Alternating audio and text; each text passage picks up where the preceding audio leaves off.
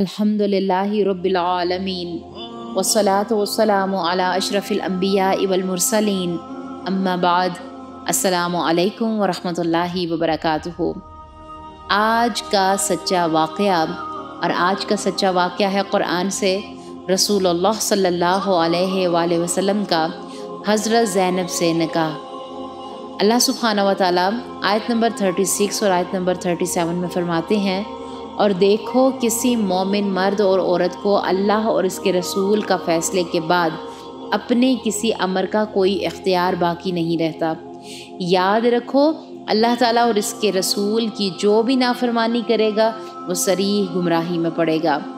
یاد کرو جب کہ تو اس شخص سے کہہ رہا تھا جس پر اللہ نے بھی انعام کیا اور تو نے بھی کہ تو اپنی بیوی کو اپنے پاس رکھ اور اللہ سے ڈرو، تو اپنے دل میں وہ بات چھپائے ہوئے تھا جسے اللہ تعالیٰ ظاہر کرنے والا تھا، اور تو لوگوں سے خوف کھاتا تھا، حالانکہ اللہ تعالیٰ اس کا زیادہ حقدار تھا کہ تو اس سے ڈرے۔ بس جب کہ زید نے اس عورت سے اپنی غرض پوری کر لی، ہم نے اسے تیرے نکاح میں دے دیا تاکہ مسلمانوں پر اپنے لے پالکوں کی بیویوں کے بارے میں کسی طرح کی تنگی نہ رہے، جب کہ وہ اپنی غرض سے ان سے پوری کر لیں۔ اللہ کا یہ حکم تو ہو کر ہی رہنے والا تھا۔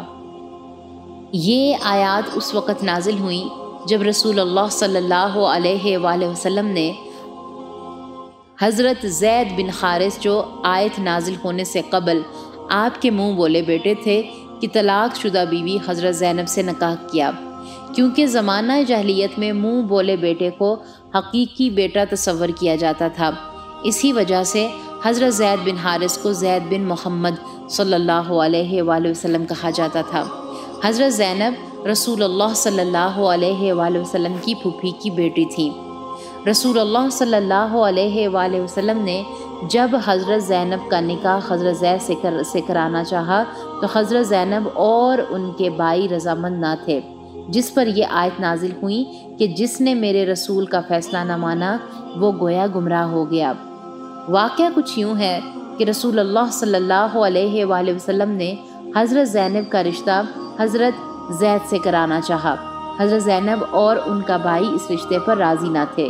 حضرت زینب کا خیال تھا کہ میں حسب و نسب میں حضرت زید سے بہتر ہوں، میں قریش کی صاحبزادی ہوں اور حضرت زید ایک آزاد کردہ غلام ہیں۔ اس رشتے پر حضرت زینب کا بھائی حضرت عبداللہ حبش بھی راضی نہ تھا۔ ادھر حضرت زینب رسول اللہ صلی اللہ علیہ وآلہ وسلم کی پھوپھی کی بیٹی تھی۔ جب اللہ تعالیٰ کی طرف سے یہ آیت نازل ہوئی کہ میرے نبی کا جس نے فیصلہ نہ مانا وہ گویا گمراہ ہو گیا، تو سب نے اس رشتے کو قبول کر لیا۔ حضرت زینب کا نکاح رسول اللہ صلی اللہ علیہ وآلہ وسلم نے خود حضرت زید سے پڑھایا، اور رسول اللہ صلی اللہ علیہ وآلہ وسلم نے حضرت زید کا حق مہر کی رقم بھی خود ادا کی۔ حق مہر میں کچھ کپڑے اور خوراک کا سامان دیا۔ یہاں پر نوٹ کریں کہ حضرت زید کون تھے، اس کی تفصیل ہم سورہ احزاب آیت نمبر 5 میں موجود ہے، وہ انشاءاللہ تعالی مختصر تذکیہ اور تفسیر کے سفر میں مزید تفصیل سے جانیں گے، اور پیچھے ہم واقعہ بھی اس حوالے سے پڑھ کے آ چکے ہیں۔ اب مکہ میں 4 ہی ایسی بستیاں تھیں جنہوں نے بغیر شک اور شبہ کے رسول اللہ صلی اللہ علیہ وآلہ وسلم کی نبوت کو تسلیم کیا تھا۔ ان میں سے سب سے پہلے حضرت خدیجہ الکبریٰ، جو رسول اللہ صلی اللہ علیہ وآلہ وسلم کی بیوی تھی، پھر حضرت ابوبکر صدیق جو آپ کے دوست تھے، پھر حضرت علی رضی اللہ تعالیٰ عنہما جو کہ آپ کے چچا زاد بھائی تھے اور بچپن سے ہی رسول اللہ صلی اللہ علیہ وآلہ وسلم کے زیر کفالت تھے، پھر حضرت زید، یہ رسول اللہ صلی اللہ علیہ وآلہ وسلم کے غلام تھے، بعد میں رسول اللہ نے آپ کو آزاد کر کے منہ بولا بیٹا بنا لیا۔ حضرت زید اور حضرت زینب کا نکاح تو ہو گیا، مگر ان کا نباہ نہ ہو سکا اور تعلقات کشیدہ رہنے لگے۔ حضرت زینب نے کبھی بھی حضرت زید کو اپنے برابر کا نہ سمجھا، اور حضرت زینب کو یہ احساس تھا کہ میرا نکاح ایک کم درجہ کے آدمی سے ہوا ہے، لہٰذا ان کے درمیان تلخیاں زیادہ ہو گئیں اور نوبت طلاق تک آ گئی۔ جب حضرت زینب اور حضرت زید کے درمیان تلخیاں تھیں تو ابن کثیر نے اپنی تفسیر میں لکھا ہے کہ اللہ تعالیٰ کی طرف سے رسول اللہ صلی اللہ علیہ وآلہ وسلم کے پاس یہ وحی آ چکی تھی کہ اب حضرت زینب سے آپ کا نکاح ہوگا، لیکن رواج کے مطابق منہ بولے بیٹے کی بیوی سے نکاح نہیں کیا جا سکتا تھا۔ اللہ تعالیٰ اس رواج کو توڑنا چاہتے تھے، اور وہ بھی اپنے نبی کے ذریعے سے۔ ایک رسم کو توڑنا تھا، ایک بت کو توڑنا تھا۔ جب حضرت زید رضی اللہ تعالیٰ عنہما نے رسول اللہ صلی اللہ علیہ وآلہ وسلم سے عرض کی کہ میرا اب حضرت زینب سے مزید نباہ نہیں ہو سکتا، تو رسول اللہ صلی اللہ علیہ وآلہ وسلم نے فرمایا کہ اللہ تعالیٰ سے ڈرو اور اپنی بیوی کو نہ چھوڑو۔ تو قرآن مجید میں اللہ تعالیٰ نے فرمایا کہ آپ لوگوں سے ڈر رہے ہیں، یعنی کہ یہ نبی صلی اللہ علیہ وسلم سے کہا جا رہا ہے، حالانکہ صرف مجھ سے ہی ڈریں۔ اور رسول اللہ صلی اللہ علیہ وآلہ وسلم اس وقت بڑے پریشان تھے کہ لوگ کیا کہیں گے کہ دیکھو اپنے منہ بولے بیٹے کی بیوی سے نکاح کر لیا، اور مزید لوگ تانا دیں گے، کیونکہ اللہ تعالیٰ یہ کام صرف اپنے نبی سے لینا چاہتے تھے۔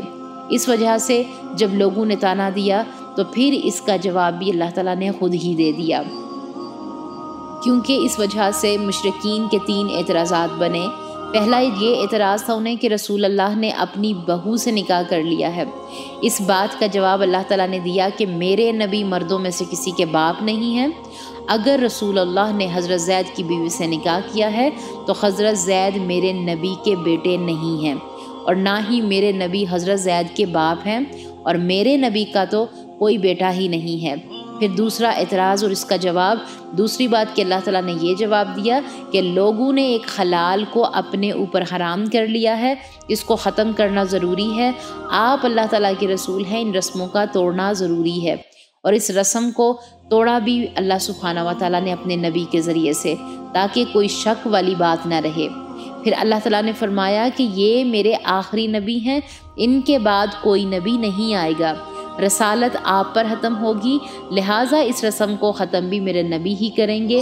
اگر یہ رسم ختم نہ کی جاتی تو قیامت تک کے لیے یہ قانون بن جاتا، اور قیامت تک ایک حلال چیز حرام ہو جاتی۔ تو یہ تھا ہمارا آج کا واقعہ۔ اس میں ہمارے لیے جو سب سے بڑی عمل کی بات ہے وہ کیا ہے کہ سب سے پہلی بات کہ ہمارے دلوں کے حال سے اللہ سبحانہ و تعالیٰ واقف ہے، اور دوسری بات یہ یہاں پر غور کریں کہ اللہ سبحانہ و تعالیٰ کے احکامات بڑے صاف اور واضح ہیں، کوئی مانے یا نہ مانے اللہ سبحانہ و تعالیٰ نے بڑی صاف اور واضح چیزیں ہمارے سامنے رکھ دی ہیں۔ اللہ تعالیٰ سے دعا کریں گے کہ وہ ہمیں ان پر عمل کرنے کی توفیق عطا فرمائے، ان پر غور و فکر کی توفیق عطا فرمائے، آمین اللہم آمین۔ سبحان ربک رب العزت عما یصفون وسلام علی المرسلین والحمد للہ رب العالمین۔ السلام علیکم ورحمۃ اللہ وبرکاتہ۔ وہ تمام ہمارے پیارے سسٹرز جنہوں نے ابھی تک ہمارے چینل کو سبسکرائب نہیں کیا ہے وہ ہمارے چینل کو سبسکرائب ضرور کر دیں۔ کمنٹ باکس میں جا کر ہمیں اپنی رائے کا اظہار ضرور کیا کریں۔ اس سے کیا ہوتا ہے کہ ہماری پیچھے جتنی بھی ٹیم ہوتی ہے اس کو بہت خوشی ہوتی ہے، کام کرنے میں آسانی ہوتی ہے، اور اس سے ہم خود بھی موٹیویٹ ہوتے ہیں کام کو لے کے، چیزوں کو لے کے۔ اللہ تعالیٰ آپ سب کو جزائے خیر عطا فرمائے، آمین۔